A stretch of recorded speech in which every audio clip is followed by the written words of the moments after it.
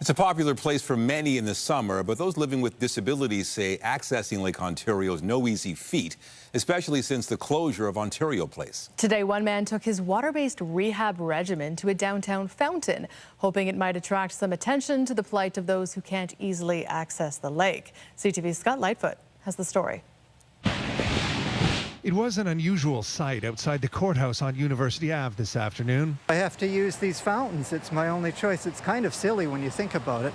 Call it equal parts physiotherapy and protest. Steve Mann is a professor at the University of Toronto. He's also recovering from a back injury, and as part of his recovery, he was told to try waterballing. His first thought was the lake. But there's nowhere I can get my ball in because they've closed Ontario Place.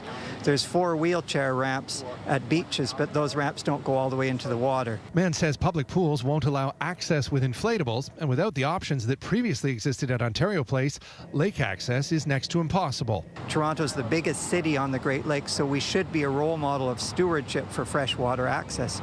But there is nowhere in the city of Toronto where someone with disabilities can launch a kayak or an exercise ball into the water. And so he's come here to this fountain to work on his rehabilitation. It's really good for the spine if anybody has back injuries.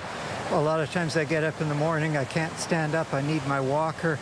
But then if I can get the right spinal stability exercises. Mann, who ran for mayor in the last election on a platform that included improving access to the lake and keeping Ontario Place public, hopes that by taking his rehab routine to public spaces, it might encourage the public and elected officials to think about ensuring access to the water for all.